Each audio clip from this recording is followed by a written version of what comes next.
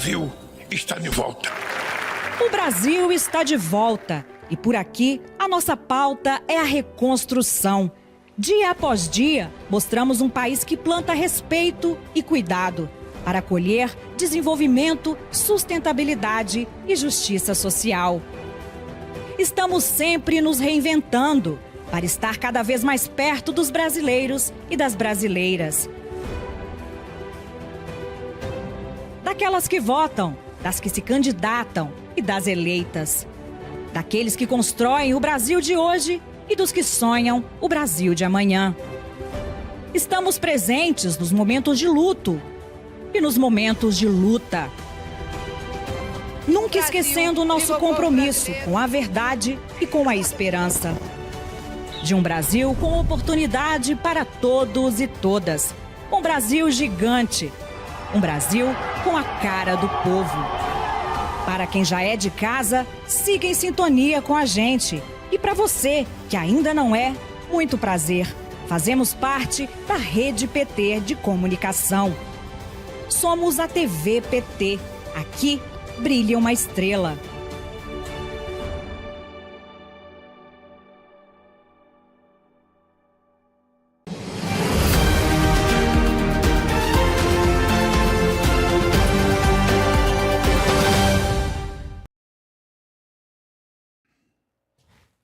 Olá, hoje é terça-feira, 17 de junho de 2025 e você vai ver nessa edição do Jornal PT Brasil.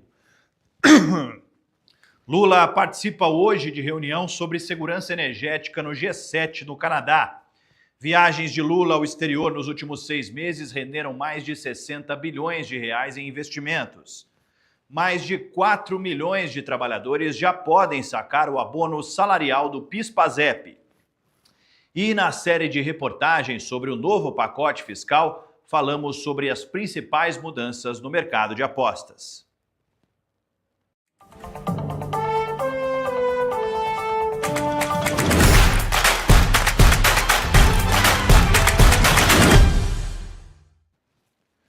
Boa tarde para todo mundo aí do outro lado da tela. Sigam a TV PT nas redes sociais e a Rádio PT e o PT Sat. Um alô também para Lúcia e Nayane, que apresentam esse jornal com a gente em língua brasileira de sinais.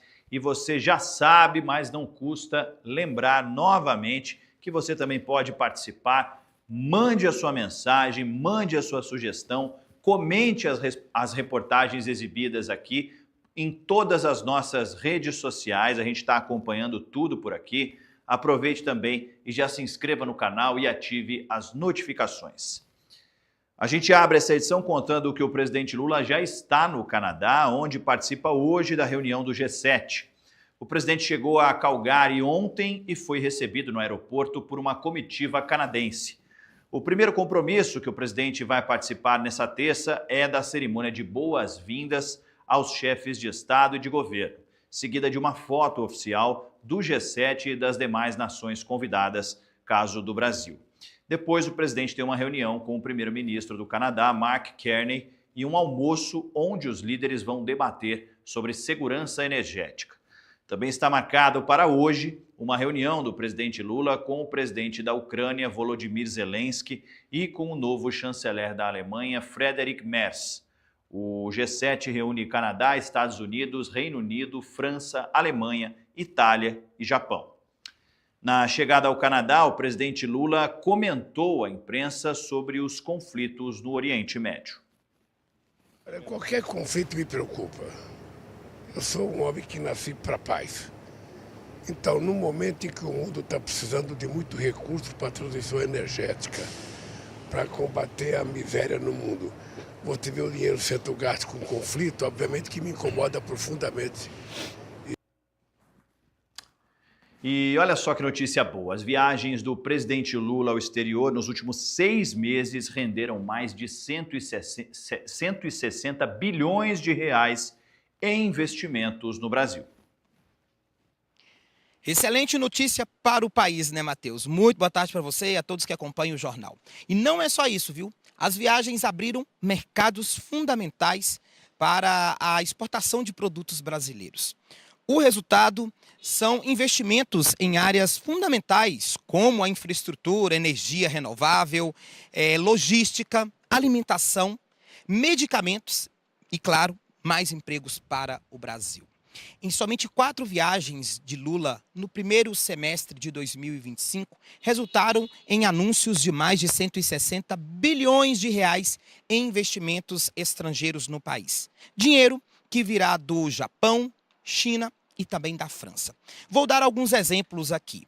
A China, por exemplo, que é o maior parceiro comercial do Brasil, ocupando essa posição desde 2009, há pouco mais de 3 semanas Lula esteve lá e trouxe para o Brasil o anúncio de 27 bilhões de dólares em investimentos em setores como os automotivos, logística, alimentos, sustentabilidade ambiental, infraestrutura e tecnologia da informação.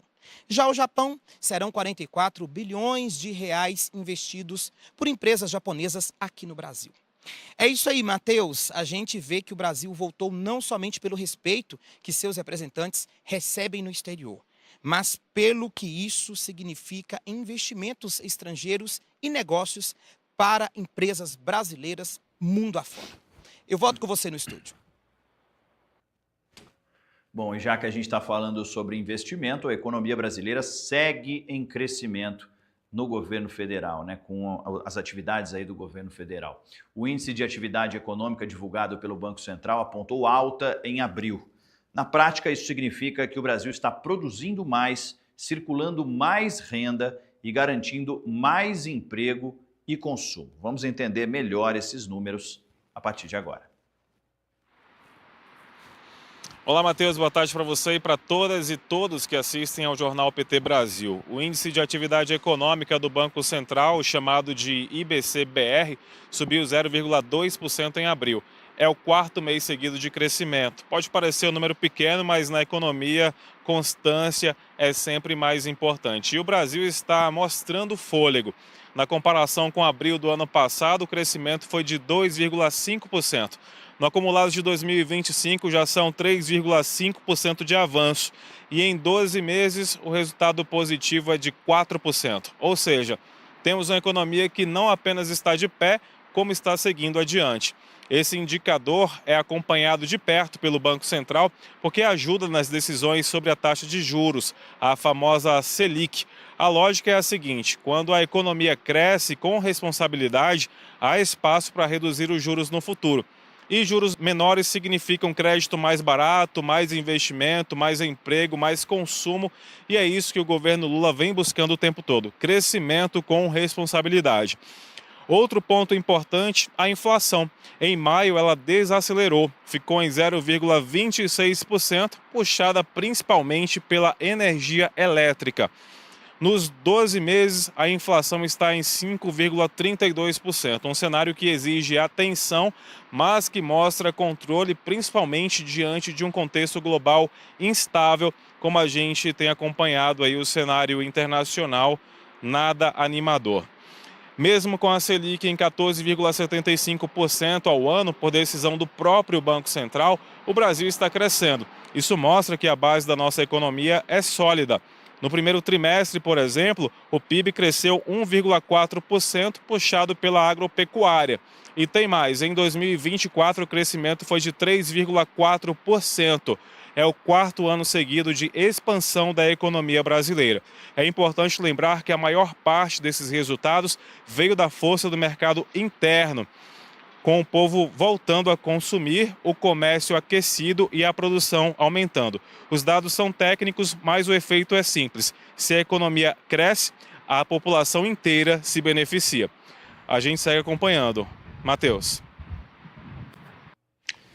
É isso então. E agora a gente muda de assunto para contar para vocês que a Polícia Federal entregou para a Procuradoria-Geral da República e o STF o relatório final sobre o uso ilegal de ferramentas de monitoramento na Agência Brasileira de Inteligência, a ABIN, chamado também de ABIN Paralela. O relatório tem uma lista de aproximadamente 30 indiciados, entre eles Jair Bolsonaro e ainda o deputado federal Alexandre Ramagem, ex-diretor da ABIN, e o vereador Carlos Bolsonaro. De acordo com as investigações, Ramagem é apontado como o principal responsável por organizar o esquema ilegal de monitoramento de autoridades públicas e ministros do STF. Jair Bolsonaro foi indiciado por ter conhecimento do funcionamento da estrutura paralela e se beneficiar diretamente dela e não ter tomado nenhuma medida para interromper a prática de espionagem ilegal. Carlos Bolsonaro foi indiciado por chefiar o chamado Gabinete do Ódio, que usaria informações da ABIN paralela para produzir conteúdos nas redes e atacar adversários políticos do ex-presidente. O presidente nacional do PT, senador Humberto Costa, usou a tribuna do Senado para falar sobre a economia do Brasil e a queda do preço dos alimentos, especialmente do arroz e do feijão. Tanto o arroz quanto o feijão caíram nos últimos 12 meses na casa dos 2 dígitos, segundo o IPCA. O arroz, 12,7%. O feijão caiu até 23,01% no caso do feijão preto. Tivemos eventos climáticos extremos, como a destruição do Rio Grande do Sul, crises externas fortíssimas, problemas sérios ligados à safra. E toda a narrativa era de que o preço dos alimentos iria estourar. Os dados mostram exatamente o contrário. Os alimentos subiram 8% no último ano, ao passo que a renda das famílias cresceu 19%, o que significa que o poder de compra, especialmente das camadas mais vulneráveis, cresceu com dignidade. Não houve desabastecimento ou explosão no preço do arroz, como foi dito. Pessoal, só uma informação então sobre a nota anterior que eu dei aqui falando que o Bolsonaro foi um dos apontados aí nesse relatório entregue pela Polícia Federal ao Supremo Tribunal Federal e também a PGR, né, a Procuradoria-Geral da República. A gente relembra aqui que são 3 inquéritos que Bolsonaro está envolvido, né? Esse do golpe de Estado, que já está em andamento. Bolsonaro é réu, inclusive prestou depoimento na semana passada. Esse relatório que foi entregue é sobre um outro inquérito, que é o inquérito da ABIN paralela, né, que investiga, então, o uso da estrutura da agência brasileira aí, de inteligência para espionar adversários políticos e também os ministros do Supremo e usar essas informações aí nas redes sociais para atacar, enfim. Então esse é um novo relatório de um novo inquérito que pode aí tornar Bolsonaro, Ramagem e Carlos Bolsonaro entre os 30 envolvidos aí apontados pela Polícia Federal. A gente lembra que ainda tem um terceiro inquérito que também está em andamento, que é o inquérito que diz respeito às joias, né, da Arábia Saudita que foram recebidas por Bolsonaro e que ele teria vendido, usado esse dinheiro, se apropriado desse presente. A gente lembra aqui que qualquer presente recebido pela Presidência da República é do acervo da Presidência da República. Não pode ser utilizado para fins pessoais. E a seguir nós exibimos a segunda reportagem da série sobre o pacote fiscal. O Jornal PT Brasil volta rapidinho.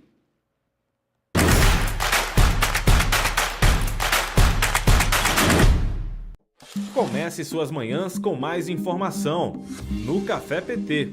Os assuntos mais importantes para o dia a dia do trabalhador e da trabalhadora brasileiros, debatidos com lideranças do PT e do governo Lula. Já preparou seu café? Então chega com a gente porque o Café PT começa agora. Assista a programas inéditos toda segunda, quarta e sexta, às 9 da manhã. Ou confira a reapresentação logo após a reprise do Jornal PT Brasil. TV PT. Aqui brilha uma estrela.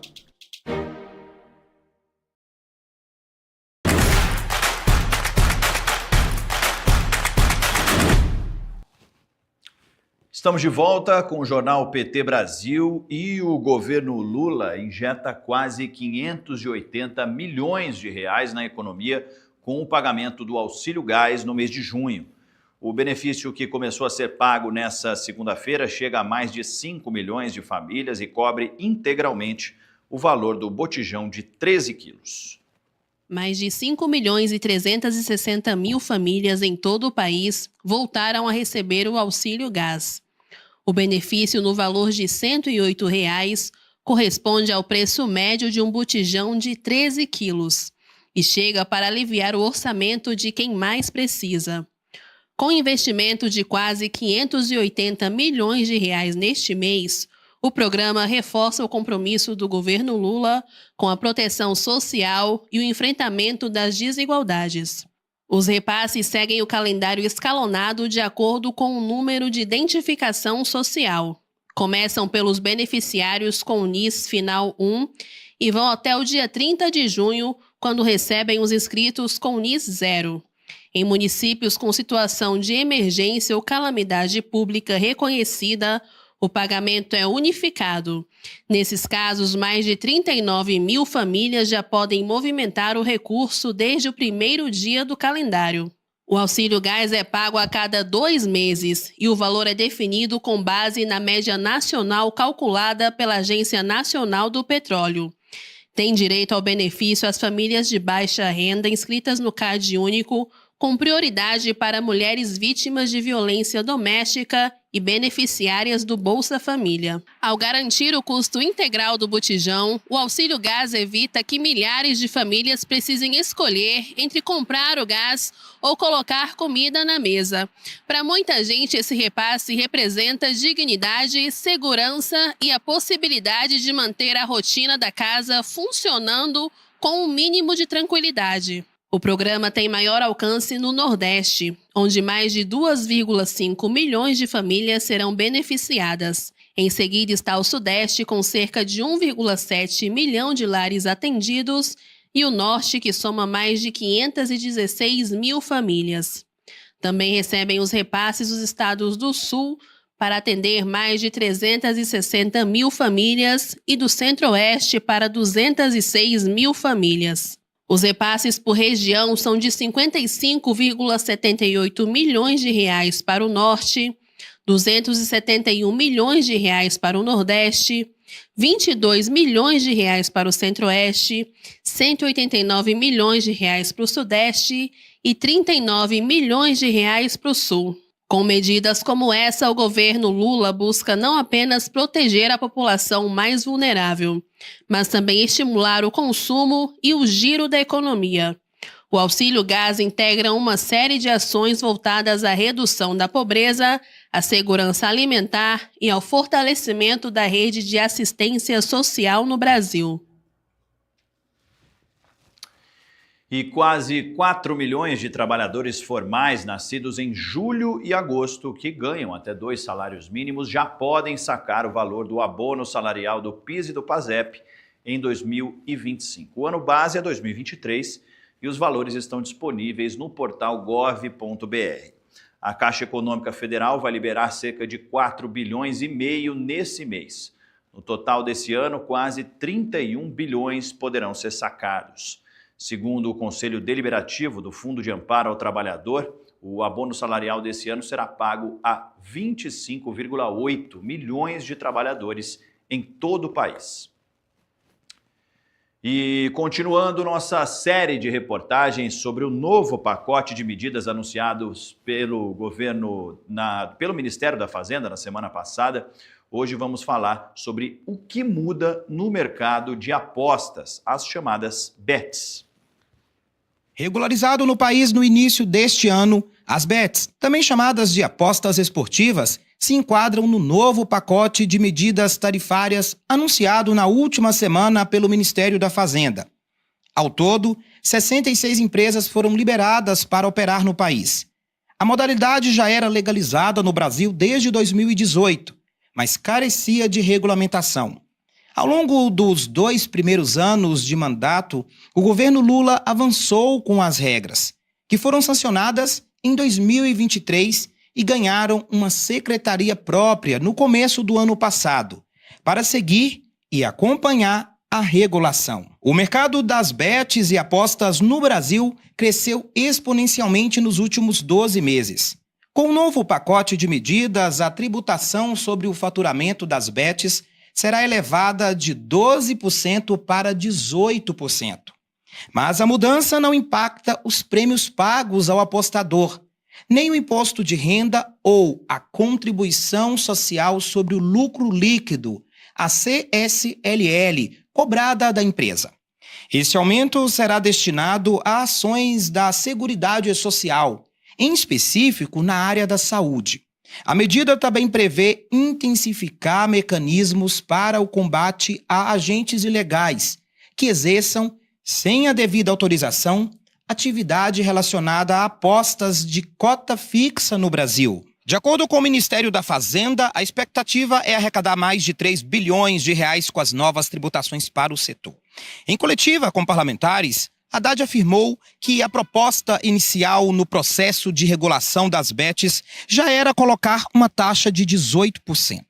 O ministro ainda apontou que o faturamento anual do setor está na casa dos 40 bilhões anuais e que o setor não gera empregos. Por isso, deveria ser repensado no Congresso Nacional. Outra mudança envolve a tributação das fintechs e de instituições financeiras de forma geral, com uma tentativa de equiparar ou elevar a alíquota da contribuição social sobre o lucro líquido e da LDA para um patamar próximo ao dos grandes bancos, algo entre 40% e 45%. Também está na mesma tributação de investimentos que hoje são isentos, como o LCI, letra de crédito imobiliário, as LCAs, letra de crédito do agronegócio. Inclui também o CRI, certificados de recebíveis imobiliários, e o CRA, certificados de recebíveis do agronegócio. Bom, e ainda sobre o assunto do pacote fiscal do governo, a federação formada por PT, PCdoB e PV votou contra o requerimento de urgência para o projeto de decreto legislativo que suspende o decreto do governo que corrige as distorções das alíquotas do IOF. A base governista vem buscando construir uma solução via medida provisória, debatendo propostas que promovem equilíbrio fiscal, como a taxação de apostas esportivas, fim de isenções injustas e corte linear de desonerações. A proposta prevê uma justiça tributária que desonere os mais pobres e vulneráveis e taxe os mais ricos. O líder do PT na Câmara, deputado Lindbergh Farias, destacou que há uma movimentação nos setores mais ricos do país que não querem dividir a conta da justiça tributária, jogando a cobrança dos impostos só na conta dos mais pobres. Mas nós vamos votar contrário, por uma questão muito simples. No nosso país, há uma resistência muito grande das elites, do grande capital, em qualquer tipo de taxação mais justa. Vocês vejam que, nesse caso, o impacto do último relatório bimestral foi de 50 bi. O governo contingenciou 30 bi. Na verdade, contingenciou 20 e bloqueou 10. O que fez o ministro Fernando Haddad e o governo do presidente Lula? Não é justo contingenciar os 50 bi. Nós temos que ter medidas também para o andar de cima. Esse decreto do IOF surge dentro desse espírito, senhores. Não tinha cobrança do IOF para pessoa física. Eu pergunto aos senhores, onde é que o trabalhador na ponta sofre com esse aumento do IOF? Não sofre, senhores. É uma medida que pega o andar de cima. Mas aqui, deputado Hildo Rocha, nós temos um problema no nosso país. Porque a gente vê setores, grupos econômicos que bradam: é necessário um ajuste fiscal, mas é só em cima do povo pobre. Porque na hora que vem uma alternativa discutir, eu não quero pagar imposto.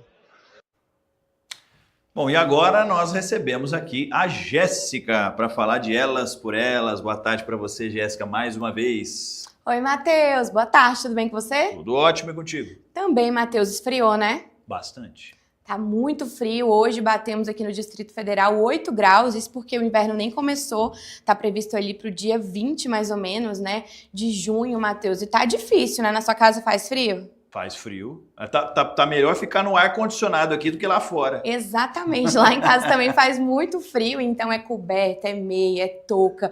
Agora imagine só, se a gente tá passando frio dentro de casa, com os nossos cobertores, casacos aqui, imagine quem não tem casa, né, Matheus? Exatamente. É preocupante. É muito preocupante. Pessoas em situação de rua estão sofrendo muito. É sobre isso que a gente fala na nossa aula de hoje, nesta terça-feira. Frio, fome e abandono. O desafio das mulheres no inverno da desigualdade. E quem ministra a nossa aula de hoje é a Leonice Aparecida, que é professora, Matheus. E essa aula traz várias vertentes, né? Todo mundo está sofrendo com frio, principalmente as pessoas em situação de rua. As mulheres estão ainda em uma vulnerabilidade social ainda maior, e ela traz o que o governo, o que as pessoas podem fazer para ajudar essas pessoas que estão passando por essas dificuldades. A gente tem alguns abrigos aqui no Distrito Federal, na Asa Sul, mais de 2.000 pessoas já foram atendidas, né? Um abrigo ali provisório, então esse abrigo disponibiliza para essas pessoas banho quente, comida, lanche,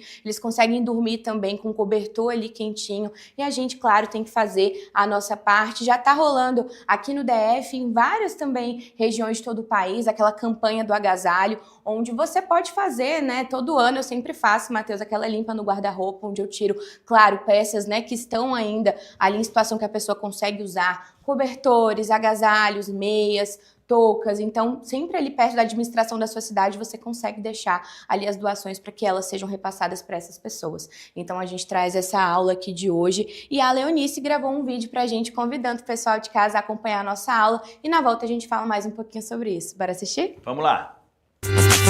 Eu sou uma delas, são elas por elas, ocupando os espaços de poder. Olá, Jéssica. Olá, Matheus. Meu nome é Leonice Mourad, eu sou professora da Universidade Federal de Santa Maria, no interior do Rio Grande do Sul, e atualmente estou cedida ao Ministério da Igualdade Racial. Eu estou aqui para convidar vocês a assistir o programa Elas por Elas, que vai ao ar às 16 horas. O tema da minha fala é Frio, Fome e Abandono, o desafio das mulheres no inverno das desigualdades. O texto, o título, parece uma metáfora, parece uma referência literária, mas é um tema absolutamente importante que trata do abandono, das desigualdades, das diferentes formas de abandono, do empobrecimento e das vulnerabilidades que incidem sobre as mulheres. Aguardo vocês. Tá, então um tema bastante importante. A gente vê que, infelizmente, todo ano a gente vê notícia durante esse período de gente que acaba morrendo de frio, passando por essa situação. Então é importante a gente acompanhar a aula, se motivar, participar dessas ações. Todo ano, como você mesma mencionou, tem essas campanhas de doação de agasalho. Pega aquilo que você não está usando mais, mas claro, em boas condições. Faça a doação, porque essas pessoas precisam, né, Jéssica? Precisam demais, né, Matheus? A gente está falando do Distrito Federal, 8 graus, eu nasci aqui, sou brasiliense, tô morrendo de frio aí, passando muito frio. Imagine só em outros estados, como Rio Grande do Sul, onde chega aí a 1 grau, 2 graus. Então ali o governo vem fazendo a sua parte, criando, né, esses locais onde recebem essas pessoas em situação de rua. É só chegar lá, são vários pontos na Asa Sul. Como eu disse, foram mais de 2.000 atendimentos só nesta semana. O frio realmente tá ali apertando e vai piorar nos próximos dias. Então o governo vem fazendo a sua parte, criando, né, esses locais, e a gente precisa, claro, fazer a nossa parte. Convido vocês a acompanharem a aula. Enquanto vocês acompanham, né, Matheus, já abre ali o armário, o guarda-roupa, já vai mandando mensagem para a família, separa ali o seu casaco, ali uma calça mais quentinha, cada um fazendo a sua parte, a gente consegue minimizar esses efeitos do frio, que a gente que está dentro da nossa casa, ali quentinho, a gente já está passando um frio danado, imagina essas pessoas. E principalmente as mulheres. Nenhuma. Exatamente, por isso, 4 da tarde, pessoal, Elas por Elas, vamos acompanhar, a gente se motiva a fazer isso, ajudar o próximo. Afinal, Isso é muito importante, né? A gente sempre olhar para o próximo, ajudar, principalmente pessoas que estão nessa situação de vulnerabilidade. Obrigado mais uma vez, Jéssica, pela sua participação aqui. Até amanhã. E é isso, pessoal. A gente continua aqui contando para vocês, então, que dados divulgados pelo IBGE mostram que em 2024, a taxa de analfabetismo para pessoas com 15 anos ou mais no país caiu para 5,3, a menor da série histórica iniciada em 2016. Segundo o levantamento, o Brasil tinha 9,1 milhões de pessoas com mais de 15 anos aí, ou superior, né, analfabetas no ano passado. Os dados mostram também que a proporção de pessoas de 25 anos ou mais de idade que terminaram a educação básica obrigatória no país, de pelo menos no ensino médio, chegou a 56% em 2024, maior percentual desde 2016. A gente vai dar uma olhada agora nas mensagens, então. Eu vi que tem muita gente participando aqui, muita gente mandando a sua mensagem, né? E eu vi que tem gente aqui comentando que o Brasil aqui, ó, o Brasil, o Ângelo Amaro comentando, o Brasil é um país rico, não pode ter uma nação pobre. Parabéns, Lula. Muita gente aqui comentando a questão do pré-sal, elogiando os investimentos trazidos pelo presidente Lula, também esses 160 milhões aí nos últimos 6 meses, bilhões, né? 160 bilhões que eu comentei nos últimos 6 meses aí em investimentos para o Brasil. A gente vê que essas viagens acabam gerando muito investimento e muito retorno para o Brasil. Isso, claro, melhora em vários aspectos, emprego, economia, tudo isso traz resultado aqui também, né? O Almeri Guerra aqui também está reforçando, justiça tributária é para ontem, né? A gente vem acompanhando esses desdobramentos, todo esse esforço que o governo e também os parlamentares da base do governo têm feito justamente para conseguir fazer que os ricos paguem mais tributos e os pobres, claro, sejam desonerados nesse sentido, para trazer mais justiça tributária para o país. No próximo bloco, a gente fala que o Brasil ficou em primeiro lugar no Programa Global de Descarbonização da Indústria. O Jornal PT Brasil volta já.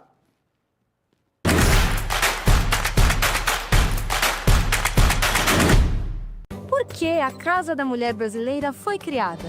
Foi criada para fortalecer a aplicação da Lei Maria da Penha e reunir diversos serviços para as mulheres em situação de violência em um só lugar. As unidades têm estrutura completa para atender as mulheres com acolhimento e triagem, delegacia especializada no atendimento à mulher, apoio psicossocial, agentes da Defensoria Pública e do Ministério Público, apoio para a autonomia econômica e com alojamento de passagem para receber as mulheres e seus filhos.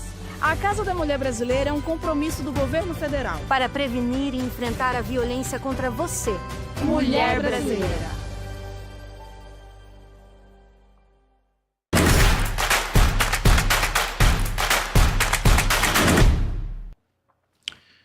E o Jornal PT Brasil está de volta e a gente continua aqui contando para vocês que o Brasil saiu na frente no combate à crise climática e acaba de conquistar um resultado histórico. O país ficou em primeiro lugar no Programa Global de Descarbonização da Indústria e vai receber mais de R$1 bilhão em investimentos para ampliar essas ações. Na prática, esse reconhecimento internacional mostra que o Brasil está fazendo a transição verde com justiça social e tecnologia nacional. O Brasil liderou o ranking global do Programa Acelerador da Descarbonização Industrial, uma iniciativa internacional que avalia o compromisso e os resultados dos países na redução de emissão na indústria. O destaque brasileiro rendeu a maior premiação da história do programa, mais de R$1 bilhão e 300 milhões em recursos internacionais, que serão destinados à aceleração da transição energética em setores-chave da indústria nacional. O reconhecimento veio graças à criação de uma estratégia nacional de descarbonização com foco na indústria, promovendo a troca de tecnologias poluentes por alternativas limpas. Entre os critérios avaliados estão metas claras, ações concretas já em curso e o engajamento de empresas públicas e privadas. A avaliação considerou ainda o impacto social das ações, garantindo que o processo de transição seja inclusivo e sustentável. Com o investimento recebido, o Brasil vai intensificar a implementação de tecnologias de baixo carbono, promover a inovação na indústria e estimular cadeias produtivas verdes. O objetivo é aumentar a competitividade do país no mercado internacional sem abrir mão do compromisso ambiental. Os recursos também ajudarão a financiar projetos que envolvam comunidades e trabalhadores na transição energética, ampliando o alcance social da medida. O resultado reafirma o protagonismo do Brasil na agenda ambiental global e mostra que o país voltou a ser respeitado lá fora. Enquanto outras nações recuam nos compromissos climáticos, o governo Lula mostra que é possível crescer, gerar empregos e preservar o planeta ao mesmo tempo. Bom, e hoje tem mais um debate dos candidatos à presidência nacional do PT. Vai ser o terceiro debate dentro da disputa do PED, o Processo de Eleição Direta 2025. O debate acontece no Rio de Janeiro, a partir das 6h30 da tarde, no Clube de Engenharia, e você pode acompanhar tudo por aqui, já que o debate vai ser transmitido pela TV PT ao vivo e também pela Rádio PT e pelas redes do PT. Participam do debate os 4 candidatos à presidência nacional do PT: Edinho Silva, Romênio Pereira, Rui Falcão e Walter Pomar. A mediação do debate entre os candidatos à presidência nacional do PT será feita por Gleide Andrade, secretária nacional de Finanças e Planejamento do partido. Vamos falar agora sobre INSS. A Polícia Federal cumpriu 2 mandados de prisão preventiva e 5 mandados de busca e apreensão no âmbito da Operação Sem Desconto, que investiga o esquema de descontos não autorizados em aposentadorias e pensões do INSS. Os mandados de prisão foram cumpridos nas cidades de Aracaju e Umbaúba, no Sergipe. Foi feito também o sequestro de 5 imóveis vinculados aos investigados. E ainda sobre esse assunto, aposentados e pensionistas do INSS que contestaram os descontos de mensalidades associativas já podem consultar presencialmente na agência dos Correios as respostas das entidades responsáveis pelas cobranças. A medida é voltada especialmente para quem não consegue ou não quer usar o aplicativo Meu INSS, onde as informações começaram a ser disponibilizadas no último dia 9. Nos Correios, os beneficiários podem verificar o resultado das contestações, consultar se houve descontos indevidos, analisar documentos enviados por sindicatos e associações e receber orientações para acompanhar o processo pelo telefone 135 ou pelo próprio aplicativo. O atendimento presencial oferece uma nova alternativa para garantir transparência e resolver pendências relacionadas a descontos questionados na aposentadoria ou pensão. Pelo menos 900 mil aposentados já procuraram atendimento nos Correios desde o final de maio. E você vai ver no Café PT de amanhã uma entrevista com a deputada estadual Larissa Gaspar, do PT do Ceará, que vai falar sobre violência política de gênero. O Café PT vai ao ar às 9 horas da manhã, aqui na TV PT. E por hoje é só, o Jornal PT Brasil de hoje termina agora. Obrigado pela sua companhia, eu te espero amanhã, no mesmo horário. Continue com a gente pelas redes e até lá. Tchau!